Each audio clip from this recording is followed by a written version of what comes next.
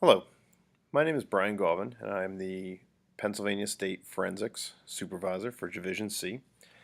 I just wanted to run through the rules for this year, as well as go over how to approach the event, and maybe some hints that might help teams uh, approach the event a little more successfully. If you have any questions, please feel free to email me at the address you see here, galvinb@lmsd.org, and I will try and get you an answer as quickly as I can. So, where the forensics event came from. Years ago, there were two events in Science Olympiad, one called qualitative analysis, where you analyze powders. It was a small, manageable event, very chemistry based. And there was another event called polymer science, which was all about plastics and polymers.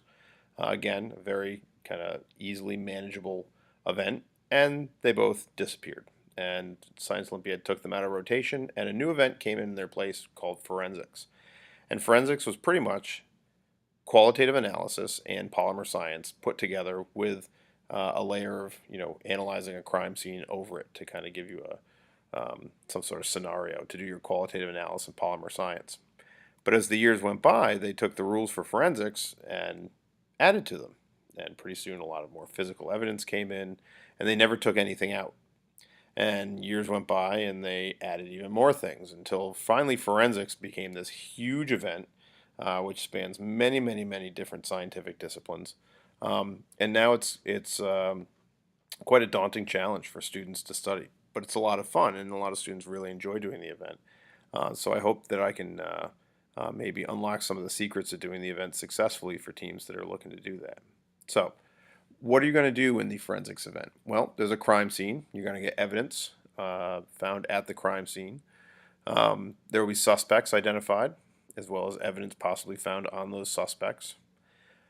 You will then take all that evidence, analyze it, right? Find out what all the powders are that you don't know, and all the plastics and polymers and fibers and hairs, and you'll analyze those and then come to a conclusion as to whether to release or hold suspects for questioning at the end, right? Now, this is a chemistry event still, so almost everything goes through the lens of chemistry. So the qualitative analysis of the powders, it's a very chemistry-focused activity, and the identification of the polymers and the fibers and the hairs, also very chemistry centric. So keep in mind that students should have a pretty firm background in chemistry to take this event on, or they're going to learn one while doing the event.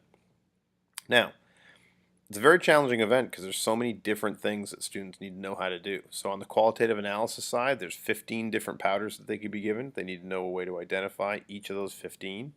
There's 8 different plastics, 7 fibers that they could be given that they have to know the differences between and how to identify those. 5 possible hairs that they could be given, possible hair samples. There's chromatography, which could be thin layer chromatography. It could be paper chromatography. There's also mass spectrum analysis that students need to do, which is new to most students. Over on the physical evidence side, there's a whole list. You could have fingerprint identification. You could work with DNA evidence.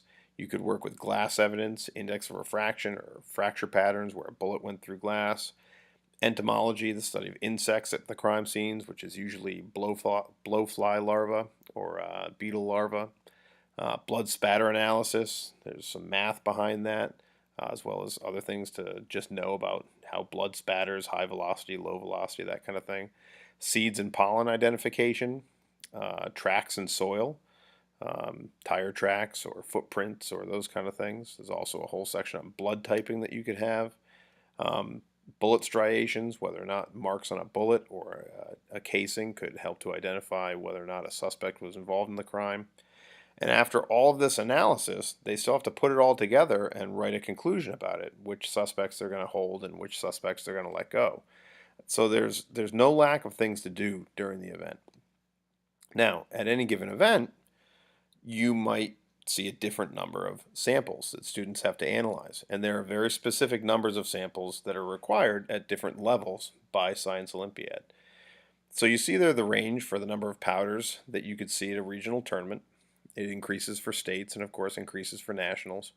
Same thing with polymers and the chromatography samples and physical evidence. Notice, even at the regional level, it's required that one chromatography and one mass spectrum be done. right? You're still going to be doing one or two physical evidence topics. That's the blood typing or DNA evidence or fingerprints. You're required to write a conclusion at all levels. And there's a minimum number of powders and polymers that you can be given. As the year progresses and teams move on to bigger tournaments, that those numbers do increase till the point where you get to nationals, where from experience I can say that they just max out the number of everything that they can give you, and students are expected to do, 14 powders and 18 polymers, and it's a real daunting challenge to get all that done within the hour and still write your conclusion. Now, one comment that I do get from a lot of coaches is that a forensics test just feels very long, and it was too long and too hard for students to do. And I will say that for a regional tournament, I do kind of usually pick a number of powders and polymers kind of in the middle. Um, maybe 4 or 5 powders, or maybe 6 or 7 polymers for them to identify a chromatography and a mass spectrum, kind of right in the middle. But the reason it probably feels so long and so hard is because students just aren't used to doing that analysis relatively quickly, and we'll talk about that a little bit later. But that comes with practice, just familiarity with the event and practice. So we'll talk about that. Now, the way you want to think about this when you practice with your team is to think about this in terms of time, not number of samples, but in terms of time, and what each of the two competitors in the event are going to do with their time to get everything done in that hour, and make sure they still have time to write that conclusion at the end. And you hear me saying that over and over, that there are just very often a lot of empty conclusions at the end. Sometimes because they just have nothing to write because they didn't analyze any of the powders or polymers correctly, and sometimes because they ran out of time. So you got to make sure that you have a plan of attack going in. So successful teams that I've seen over the years that come in and really, really do well with forensics, there's some qualities that I think are usually there, and here's a short list of them. They have 2 very prepared competitors. They know exactly what their roles are. They know what each one is responsible for when they get the test, and they know what they're going to do on that given day. They divide the test up. Somebody does the qualitative analysis part, somebody does the physical evidence part. They each have their own roles. They're doing their things individually. They're responsible for their own sections of the test. And then they meet at the end to kind of write the conclusion together. The test, even at its most basic level, if you did the minimum number of samples, it would still be very, very hard for 2 people to work with each other the entire time and not do anything independently. There's just too much, even at the minimum level, to do. So most successful teams do kind of divide the test up. Teams also know that most of the points originate in the identification section. If you look back at the scores that come from the identification section, you can see a lot of the points come there, but don't forget that the 30% that comes from the conclusion also comes from points in the in the identification section, because that's where you get right answers to make your conclusion. So identifying the samples, the powders and the polymers and the fibers and the hairs, that is really of utmost importance. And from there, everything else just kind of flows. But if you can't do that, if you can't identify those samples, then a lot of the points just aren't going to be available on the test. So therefore, most successful teams get IDs right almost all the time, and they do it pretty quickly. And that just comes from practice and practice and practice and practice and practice. Well, I'll talk more about that later, but I think you understand there that the more often they do it, the more quickly they'll be able to do it, and the less likely they are to get it wrong. They start writing the conclusion earlier rather than later. A lot of times teams will start to enter information into their conclusion as soon as they identify one of the powders or one of the polymers. They don't wait to write it in the last like 4 or 5 minutes. They've got already kind of a skeleton of the conclusion ready to go. So they know that at the end they can just kind of fill in any last information, also add anything to the conclusion that they want to make it sound good. But they're not leaving everything right until the end. That way, if they do run out of time, there's already a lot of information there. They know how to use their binder, not just they have a binder, but they know how to use it, and they know exactly where things are, and they know what they've got in their binder and what they don't have in their binder, and when to go look for it, and when they just need to figure out stuff on their own. So they're very, very familiar with their binder. Um, and they can ask each other for help. They're good enough at each other's sections that they can back each other up. And they ask for second opinions. Very often on test days, samples don't look exactly like they did when you tested them back at your school, because different sources or whatever. And very often they, need to back each other up, and they need to be capable enough to do that in each other's sections. And they need to know when to ask for help, and make sure that they're getting the right answer. And they've actually done all of the things that could be required. So if there's chromatography, then you're going to have to calculate RFs. And if you've never actually calculated an RF, like taken a ruler and measured and divided and calculated what an RF is, and know what an RF actually is telling you, just reading about it or having a printed page from Wikipedia about it and hoping that it's going to work out okay the day of the tournament usually doesn't work out too well. So they've done that. Snell's law calculations can be in the glass analysis. Students need to have actually done that. Um, the mass spectroscopy part of it, students need to have actually, done mass spectroscopy analysis before, and they're not just going to try and figure it out the day of because they think they have a really good binder. So if there's a task, some sort of analysis task that can be asked about, um, students have actually gone through and practiced that and maybe given each other quizzes on it, make sure they can actually do it um, on the day of the competition. Now, teams that I've seen struggle over the years, um, and sometimes a team struggles in a competition just because it's a bad time slot for them and they just can't put their forensics aces in there. But when I do see teams struggle, I often see some of these things. So they've got just one kid that is their forensics kid, and they have somebody else in there that's just there to pretty much just take up space in another chair, and they just help out. And like I said, this test is, even at the minimum number of samples, it's very hard for one person to do. And if the other person is just there, just kind of flipping through the binder looking for stuff once in a while and really can't add much to it, it's going to be really, really difficult, no matter how good that one student is that's there to take on the event. They usually have really good flowcharts for the qualitative analysis IDs, right? A qualitative analysis scheme, but they haven't really used it very much. So they've got this really good flowchart that maybe they got off the Scioli forums or maybe they found online, but they've never actually done any of the chemical tests, and they don't really know what the results look like. Um, a lack of practice. Um, they spend way too long, way too long on the ID section, and then they get most of them wrong anyway. So if students are not familiar with how to identify each of those 15 powders and each of the polymers and each of the fibers, and they've seen plenty of samples of each so that they feel pretty confident that they're getting them right, then they just sit there and stare at the same one, and they test it 19 different ways, not knowing really what to expect from it. Um, and they spend 20 minutes on one powder, and you just can't do that. And the chances of them then being able to get that correct are pretty slim. So this is an event where you've got to get through your IDs and understand what the samples are very quickly, so you can start to answer some questions about the crime. Um, and if you take too long on the IDs, you're not gonna have time for the rest of the test. And if you get the IDs wrong, you're not gonna be able to answer questions in the conclusion correctly anyway. So they've got to practice and be able to get the IDs done relatively quickly and hopefully get them right.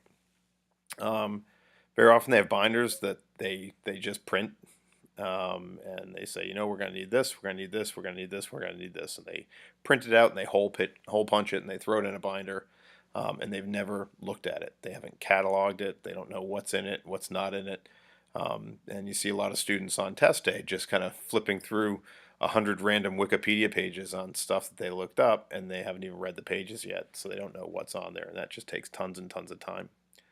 And very often struggling teams just leave the conclusion blank because they either run out of time or they haven't answered enough of the identification questions to have anything to say in the conclusion. But that conclusion is worth 30 points.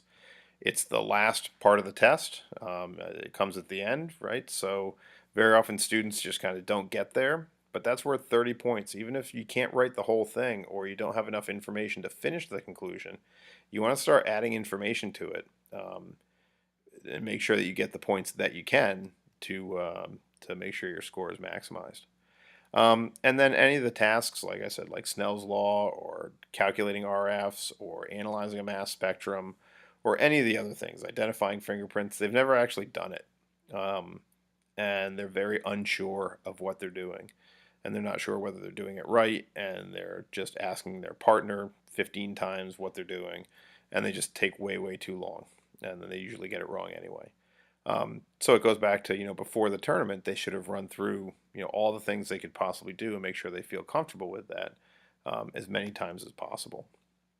And one thing that I often find very funny is they often think that in order for a suspect to be held for questioning, that all of the evidence needs to point to that one suspect. So we'll see a suspect whose blood is found at the scene, but since that was the only evidence found, they'll let that suspect go. So I just want to say that if any evidence ties a suspect to the crime scene, then that suspect should be held for questioning and not let go. And I always feel when that happens, kind of like this, I kind of slap my head and hope someday if I ever commit a crime that I am let go because only one piece of evidence tied me to the crime scene. But if any evidence matches, they should be held for further questioning. And that's it. That's the end of it. All right. So this is what works for me when I work with my team and other coaches that I've talked to that have pretty successful forensics teams. I definitely have a qualitative analysis person and a physical evidence person, and they specialize throughout the year as much as they possibly can, so that they can practice their section and get really, really good at their section.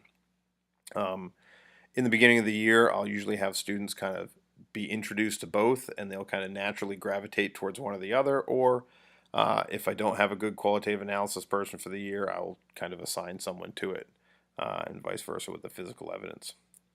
But once we set that up, I'll have them make quizzes for each other and make sure that, as often as possible, they're getting materials ready for each other. So that helps them to become familiar with the other person's side of the event.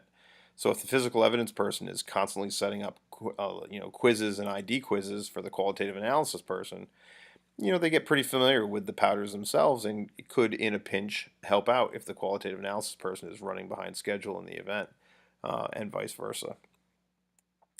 Have backups, right? This is where I like to get younger students involved to set up ID tests. You can never analyze enough samples as practice.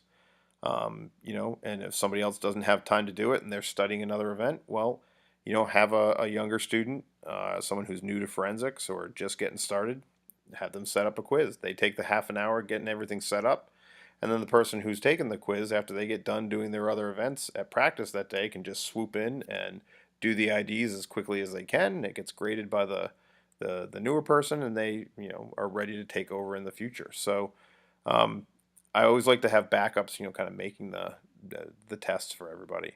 And that gets them a lot of experience, and they can step in if necessary if there's a scheduling conflict. Now, I can't emphasize this enough. Practice as often as you possibly can, especially the qualitative analysis person. It's hard to overstate how important it is that that person be able to identify their samples quickly and correctly. So even if it's just 10 minutes a day, right? There's really no point in having a qualitative analysis person practice for 2 hours. It's just it would become rote and monotonous and relatively boring. So every day if they have 5 samples to identify and they get 10 minutes to do it, a little bit every day, and if they keep getting the same ones wrong, then go over why they're getting them wrong and how to make the test better. But a little bit of practice all the time will help. And as you get closer to a competition, start whittling that time down to the point where they should be able to identify a powder in just 1 to 2 minutes, or a polymer in 1 to 2 minutes. So if they're going to have, they know they're going to have somewhere around maybe 12 to 15 samples, whether it's a combination of powders and the polymers and the fibers and the hairs. If they're going to have 12 to 15 samples at competition, they really want to get that done in about a half an hour to 40 minutes. So you just got to kind of, plan out like how much time do they get to do these samples, and if you plan for the maximum, number of samples that you could have, and they can do that in 30 or 40 minutes, and they're getting them correct all the time, then you're probably ready. Um, if before competition, it's they're still taking 10 to 15 minutes to do one single sample, there's just no way around that at competition. It's going to be impossible for them to get the whole test done. And they've got to just get the IDs right. That's where all the points come from. So they've got to, um, I'll see, students doing tests where they'll set up, 30 or 40 ID samples, and just how quickly can they get them right. And they'll, go through 30 or 40 ID samples, and they'll try and do it in 30 minutes and see if they can get, 95% of them right or something like that. That's where all your points are coming from. So if there's something to practice, it's the ID section of the test, because that's where all the points are coming from. All right, so a good qualitative analysis person to look at this side of the event, right? They need to practice a lot. This is not a study at home kind of thing. They need to be at school practicing, identifying those samples in the lab all as much as they possibly can. They know the chemistry behind their tests, and therefore multiple ways to ID a specimen. If something doesn't look exactly like the way it looked back at their school, they might need a second way to identify it. Well, if I can't identify it using this test, what's a different way that I could do it? And they know different ways to confirm whether they're getting something right or not.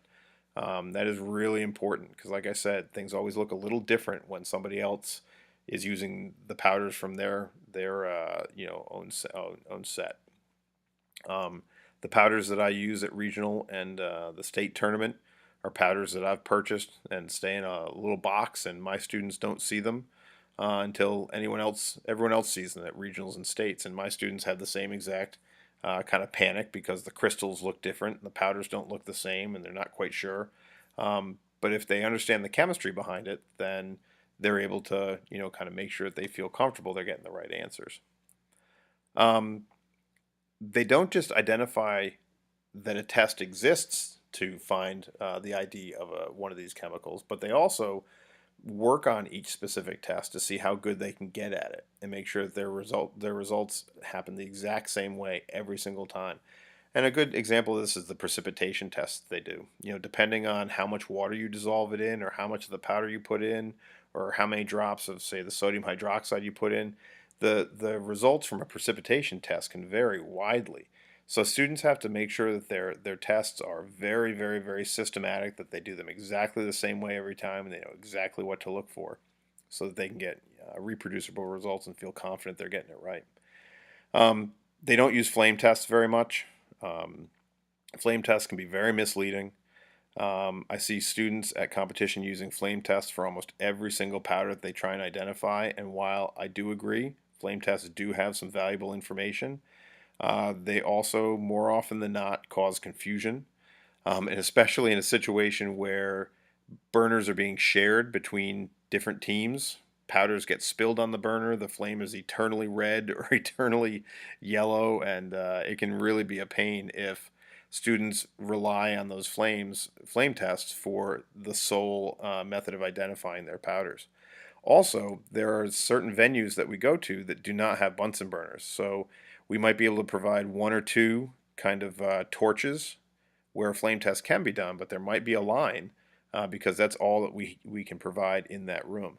So being able to do the IDs without flame tests is very, very valuable. Very valuable. I know they're the easiest and the first thing that students learn, but being able to do the IDs without them is something that you should definitely strive for.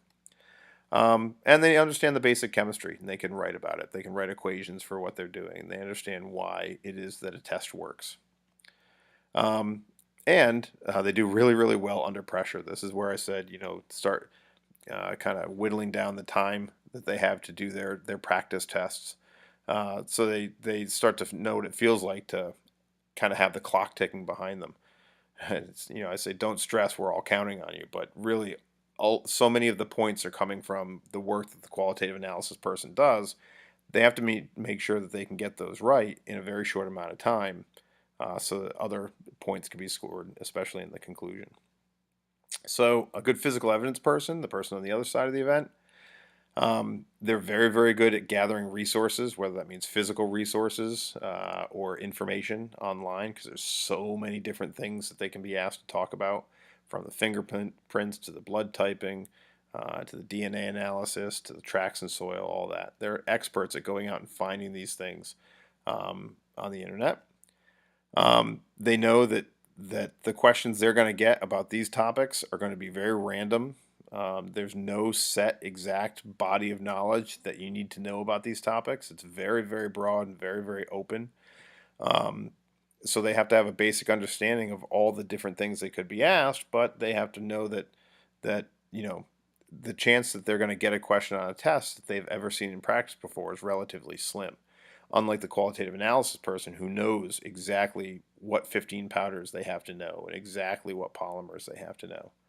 Um, because of the things that they're looking up, they're probably on a watch list somewhere, because they're constantly looking up, blood splatter patterns and, how long it takes for different insects to consume, human bodies and all that kind of thing. So some of what they do is relatively disturbing and sometimes a little bit gross, but it's also pretty cool too. But it's definitely not for the most timid member of your team. They've probably constructed their own binder, and they know it backwards and forwards. They can find anything they need in just a matter of seconds. They know exactly what's in there, and they've used it over and over and over on multiple, practice quizzes that force them to look things up in their binder very, very quickly. So they're very familiar with it. And because they are probably setting up tests and quizzes for the qualitative analysis person, they know enough about it to be helpful in a pinch. And chances are, since the qualitative analysis takes longer on most tests than the physical evidence section, this person is probably going to be the one that's writing the conclusion at the end, while the qualitative analysis person is finishing up their thing. So they should be probably ready to be the conclusion writer at the end of the event, so that everything gets done on time. Now, a good coach, I don't know exactly what a good coach does. I know what I do. But I make sure that there's a practice schedule and that kids are doing it. If a couple of days goes by and I don't see some powders out on a table that somebody's analyzing somewhere, I start to get a little worried and start asking questions about it. And no matter how many good excuses they have about other events that they need to work on, I know it's really, really critical that they practice as much as possible. And I'll start telling them that they can't go practice their other events until they do 10 powders and get them all right or something like that. But they've got to make sure that they stick to that schedule. This event is very hard to prepare for all the time. Other than mixing up the dilutions of the chemicals they need for the qualitative analysis, I leave it up to them to prepare their quizzes and tests. I put it on them. And not only does it get them more familiar with the materials, but it helps them out, in the long run, that they know how to set this up. And the more they know how to set up a quiz or practice, the better they're going to be at it. So it also helps me because I can't, make tests and quizzes for every event every day, or every week. So by making them responsible for that and kind of their own success, it takes the stress off me too. I can't possibly do everything for everybody. A good coach knows how to get a bat hair sample if they need one. Bat hair is pretty rare. It's hard to get that, but it looks really cool under a microscope. So if you can find some, your team will be eternally grateful. And a coach never throws anything plastic away without checking what the resin code is on it and seeing if they need some. If you don't have any, number 5 and you're looking for it, you'll check every recycling bin in the building to see whether or not you can find that sample that the students need. So you get very, very familiar with where to find different samples of plastics. Now, as far as writing a test, right? I will be writing the test for the regional tournaments and the state tournaments, or the state tournament this year.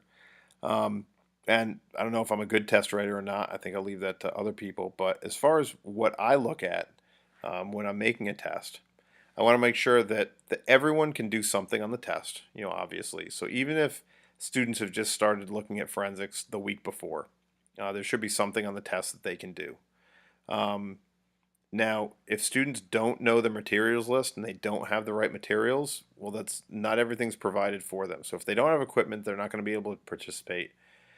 And if they have absolutely no knowledge whatsoever of any of the powders, um, and they come in and they just put crazy answers down, there's nothing I can really do about that either. But if you have a minimum level of preparedness, you should be able to do some of the test, and enough to keep you busy for probably for the hour. I try to make sure that some of the test is also very, very hard. Um, I like there to be a nice scale. I don't want there to be ties, especially at the top 10 where kids are determining what medals they're going to get. I want to make sure that there's plenty of questions that can really separate the most prepared teams from other teams. So while there's some very, very easy questions and some medium difficulty questions, there's probably going to be some relatively difficult ones too, which is also probably why people think the test is relatively hard. It would be hard if you expected to get 100, but it's not a test where you expect to get 100 on. You just expect to hopefully get more than anybody else. But the philosophy behind the test is to make sure that everyone feels challenged and that everybody can do something on it. Questions that are asked kind of fall into these three categories. Either it's a skill that you know and how accurately you can do that skill, your knowledge of chemistry and your knowledge of why you're doing things and how you do them, and then just random trivia about topics. And my feeling is that they kind of go in that order. The thing that I think the event should reward more is your skill and accuracy in the tests that you're supposed to be doing, and then random trivia should not be that big of a have an impact on the score. But it's still interesting to ask questions like that.